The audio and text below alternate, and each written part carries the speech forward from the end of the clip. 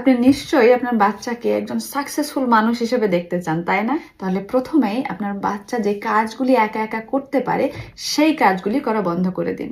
যেমন একটা 5 থেকে 6 বছরের বাচ্চাকে কাপড় পরিয়ে দেয়া, আবার একটা 9-10 বছরের বাচ্চাকে রেগুলারলি খাবার খাওয়িয়ে দেয়া, আবার 10-12 বছরের বাচ্চার বিছানা গুছিয়ে দেয়া, ওদের প্লেটটা ধুয়ে দেয়া ইত্যাদি।